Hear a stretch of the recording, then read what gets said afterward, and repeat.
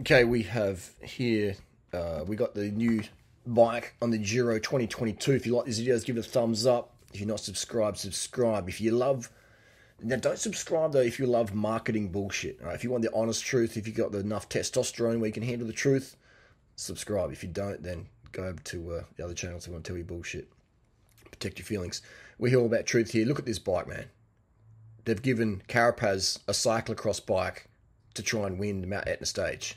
Why does he need disc brakes on a bike up Mount Etna? Absolutely disgraceful. Marginal gains is gone. Marginal gains of RIP. Look at this. We've got a freaking a derailleur fairing. All right, probably cost you $800. Look at all the spokes in the background. Look at that rotor hanging up there.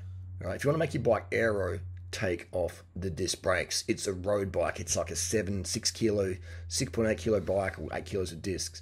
You don't need that much stopping power on the road with a skinny road tyre. It's not a MotoGP bike.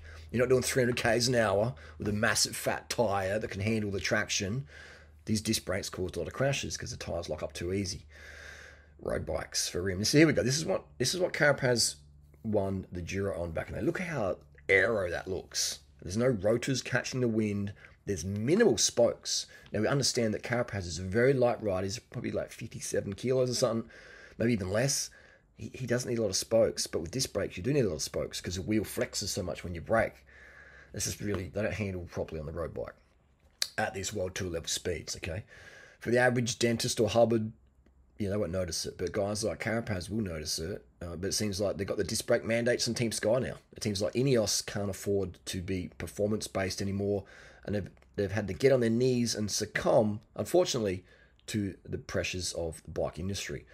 But look at that. That is the bike. He would be way fast. Imagine if he could just like dust off his old Canyon and get out there, or his Pinarello from a few months ago. That you want to look at that. Here we go. That's a race bike. All right, that's a proper race bike. Lightweight tubulars, look at that, man. That is a 6.8 kilo bike on the money, and this tank of a thing. Look, can you just imagine how heavy those wheels would be? Lugging those wheels up Mount Etna, rubbing rotors because the pistons are sticky on the new 12-speed stuff as well. They haven't been designed. Look at all the spokes, man. Look at all the spokes in that front wheel of the disc brake bike. Look at it all, Now, to be fair, all the riders in GC, the top GC riders are in disc brakes, so it does make it even. So it's not a performance negative, but if Ineos was true to marginal gains, they would crack out the rim brake bike and go for the win. So I say we should legalise doping, let them take what they're going to take. All the sports, swimming, running, cycling, UFC, okay? Again, it's too much truth bombs for people, all right? Professional athletes at the very top take drugs to win. That's just how it is. You can't push your body that hard and not get anemia, okay? And not run your testosterone into the absolute ground or your estrogen into the ground if you're a woman and a man. This is the truth. Cycling, people say, oh, cycling's full of drugs. Every sport's full of drugs, okay? At the top. This is how it is. Even the amateur levels. You're amateur MMA, amateur bodybuilding. There's no such thing as natural bodybuilding. But anyway, let's get back to the topic. The rim brakes. Look at Egan Bernal, the wettest Giro in memory, and Egan Bernal wins it with carbon rims and rim brakes. Okay, performance, people, performance. He had that advantage last year. That advantage has been taken away from Team Ineos. I don't know why Ineos has caved into marginal losses instead of marginal gains. But anyway, still a fan of the team. Still a fan of what they do.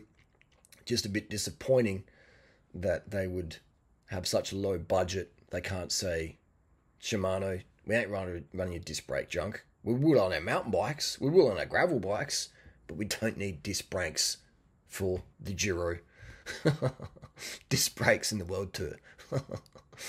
Insane. Never thought I'd see the day.